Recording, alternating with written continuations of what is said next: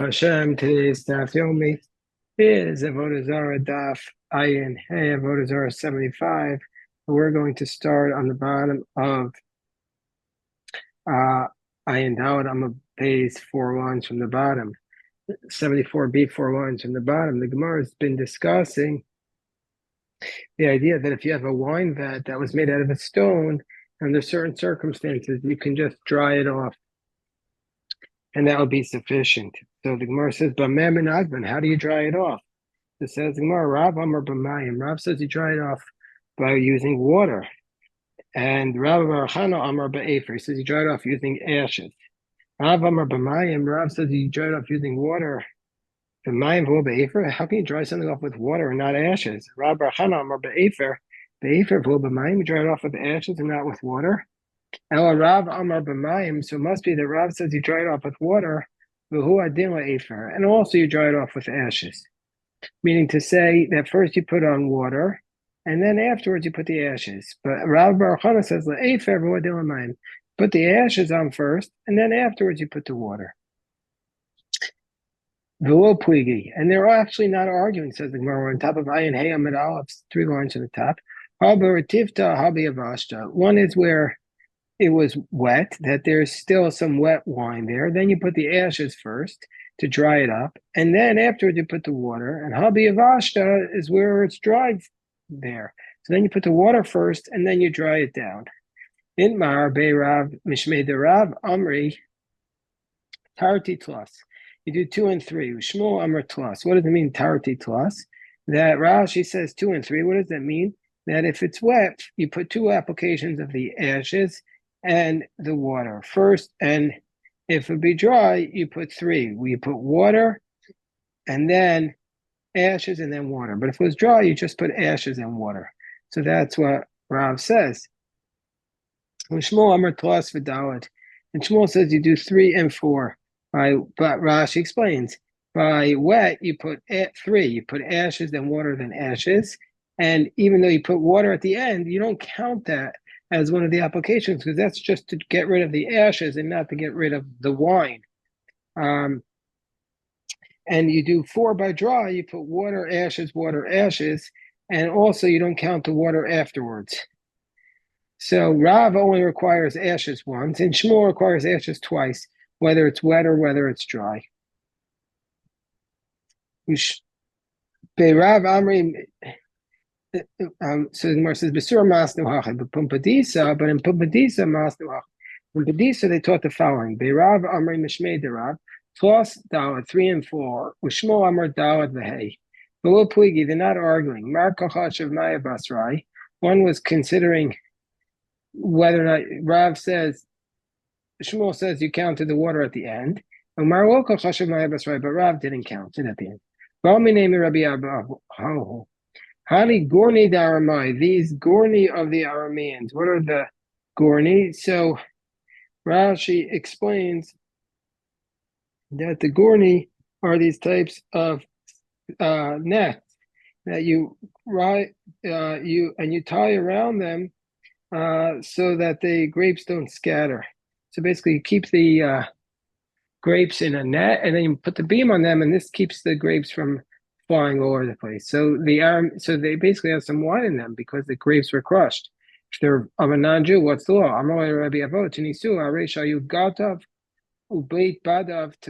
Let's say you have your wine press and your olive press that are tamei, and you want to make them tahor. Hadapin v'hadashim. So if you have the boards and the adashin, Rashi says the adashim is the vat itself.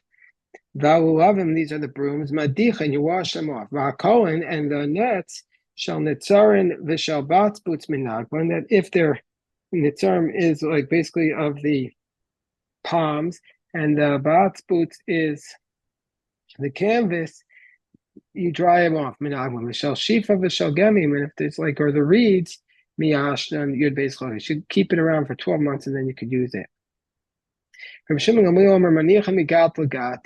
He says you have to wait from one season to the next. When we battle about, or from one olive press to the next. So the rest says, well, how many Tanakama? Is that just a year? Same as a Tanakama. Ika benayo. No, the difference between them is 4 aflik. Let's say the season is early or late, whether or not you have to wait the full 12 months. Rabbi Yossi Omer Arotza Taron Miyad Megal and Beros. Let's say you don't want to wait, you want to use them immediately, then pour boiling water on them. Or you scald them with olive oil. Mishum Rabbi Yossi Omer Manichan Tachas Tzinor Shemema Mikacham. You can put them under a pipe whose water is spouting all over the place. O b'mayan shemema vrotvim, or with a spring whose waters are flowing. V'kama you have to leave them there an ona, and an ona period of time. We'll see what that is. The same way they say this by non-kosher wine, so too they say this by taharos, by purifying foods. Where says klapi light should just be the opposite. We should say the taharos kaimanin, that this source is referring to taharos. So the same way we teach this law by taharos, so too we say it by yayin nesach. In kama ona, what is this period of time that you have to leave it there to wash it off? What's an ona? Either a day or a night. Not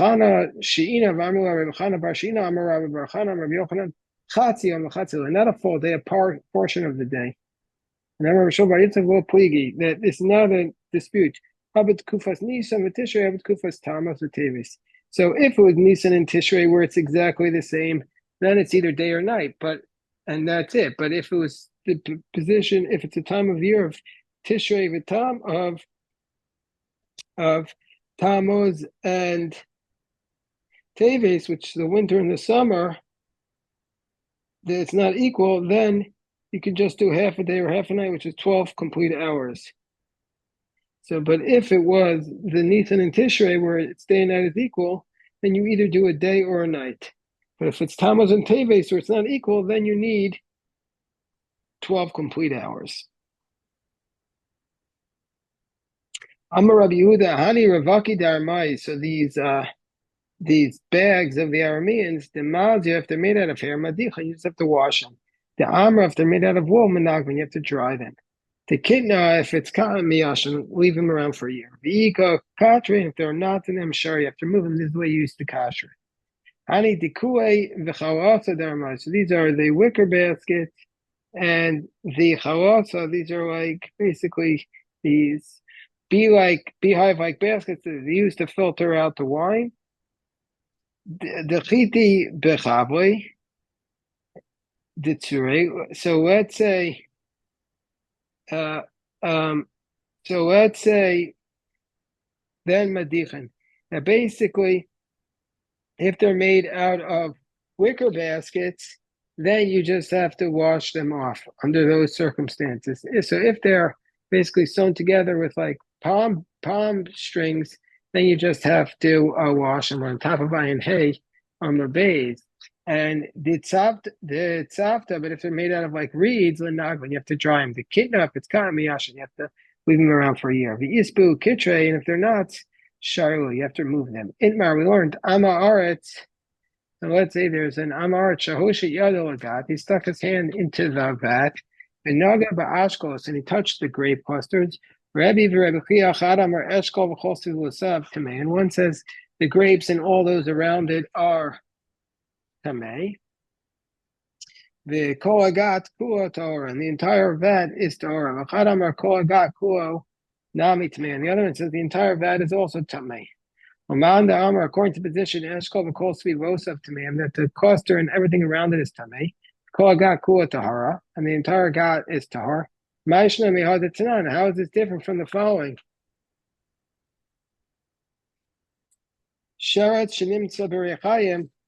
If you have a rodent in the mills, it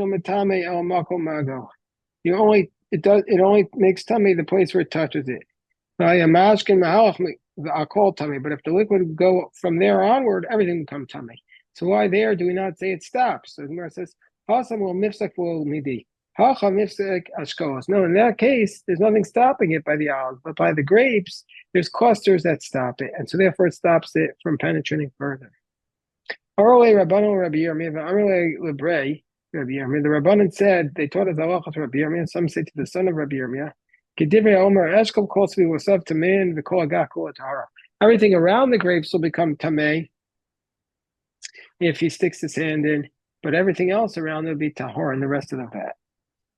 Now we come up to the next Mishnah, which is so important for the laws of kosher utensils and also toveling utensils that you get from a non-Jew. Says the Mishnah, okay, somebody who gets a utensil from an idolater who purchases a utensil, the utensil that you can normally stick it in the mikvah. I'd say you typically wash it with cold water. Use it for cold water. You just have to stick it in the mikvah, and that's sufficient. Yatbil. Or hagil, if the utensil was typically used with boiling water, yagil, you have to pour boiling water on it. Ulabe ma'or, if the utensil is typically used with fire, yulabe ma'or, you have to use it with fire. Spud vaskala, the grill, and a spit and a grill, malabim ma'or, you grow it up with fire. Hasakin, if it's a knife, shafavi Torah, you rub it down and it's tahor. Tana, Vikun, Tzrichan, Tvila, all of them require immersion. If you purchase it from an idolater, you have to immerse it in a mikvah, a full mikvah of 40 seh. Yes? You have a question?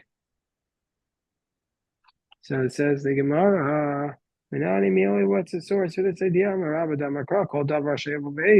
What's the source for the idea that this is the way you kosher something?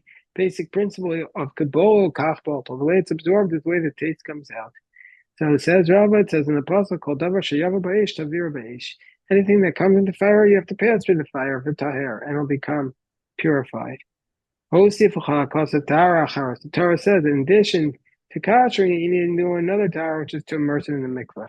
Tanei bar kapara mitoch shenamar b'meinida, because it says that the purification process happens b'meinida. It says in the pasuk called davar sheyavo b'eish tavir b'eish v'ter ach b'meinida yislata. So we learn from here shemayani shetzach. I might think you need to immerse it on day 3 and day 7, like the law is by Nida. Says the verse, it distinguishes it. Okay, so why does it say b'meinida?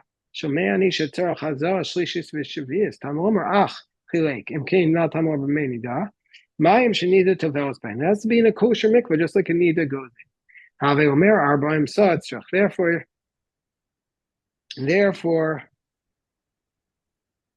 Therefore, you need 40 sah. So itzach mechtav taher, itzach mechtav beinida. That's why it needs to say taher meinida. Ikas if a taher, havamin if a taher koldu. I might have thought any amount of water. Kas rachman of meinida. So therefore, Torah writes meinida. Because of rachman of meinida. If it just said meinida, havamin of shemesh kenida. I might think just like a nida requires the sun to set. So to this. Immersion in mikvah for utensil might only be purified once it sets. Because the Rahman of Taher will alter. Tell us it's purified immediately. Even new utensils require immersion in the mikvah. Because when they're old and they're immersed in the mikvah, then they're like new utensils. Even the old ones, when you burn them up and you make them new, they're like new, and still they require immersion in the mikvah. Maybe even scissors require it. Immersion in the mikvah. No, it has to be a utensil of a meal. It's only if they're bought and like the way it was in the Torah. Meaning to say that it has to be like the ones that they got from the Midianites, that type of story. But if they're borrowed, it doesn't apply. Rabbi Yitzchak Bar Yosef bought a utensil that was made out of they used to make utensils out of a combination of like clay and dung from the idolater. I thought I have to immerse in the mikvah.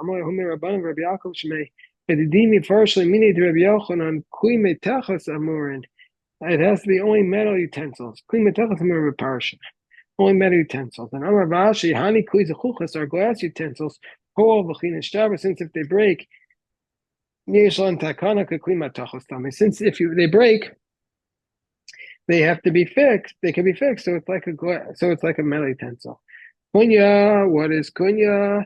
Rashi says this starts off as pottery, but then they cover it over with the covering of lead, and you use it through cold, and you purchase it from an idolater. So a kunya, do we view it as clay or do we view it as metal? So one says we go up to the beginning, one says we go up to the end. We follow the end, which means it's like metal. You buy a little mashkanta, what about a pawn? An idolater gives you. You have to immerse in the mikvah. I'm Baravashi, Abba, Mashkin over Kasa de Kaspa.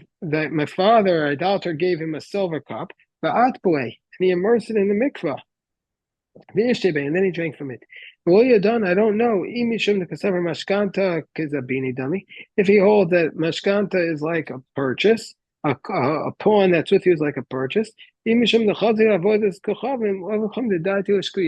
Or maybe he says he sees that this idolater is never taking it back, and so therefore we'll allowed to use it. So therefore I have to immerse in the mikvah.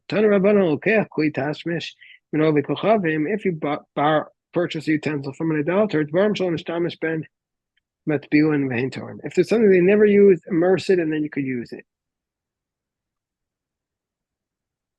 And if it was used through cold, if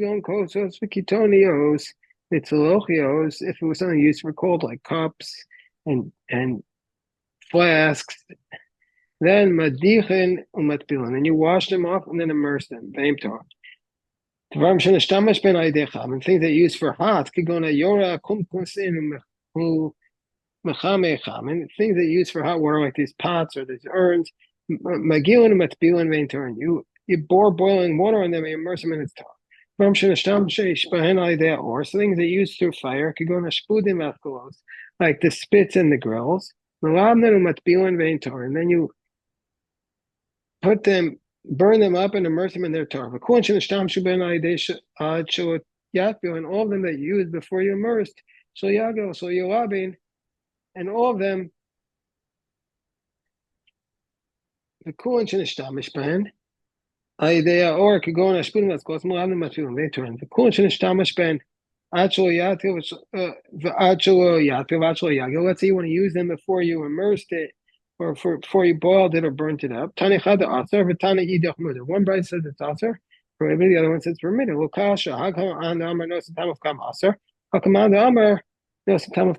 So whether or not the food is permitted or not, it depends whether or not how you say about nosim tam of kam, which we'll discuss in tomorrow's daf, which is the idea that something that was nosim tam of kam that gives a bad taste, whether or not it's permitted or not.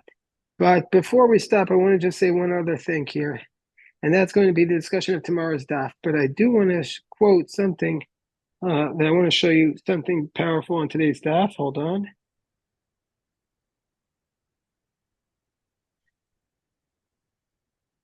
Hold on 1 second.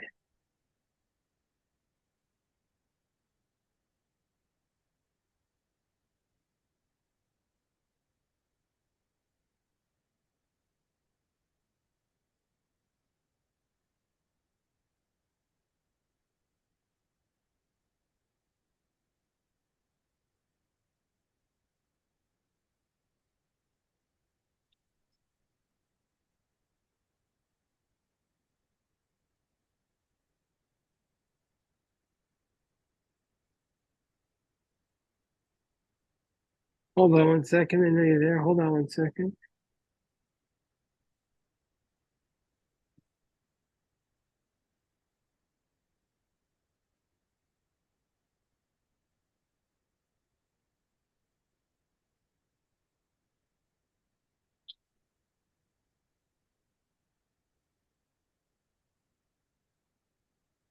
Yeah, okay.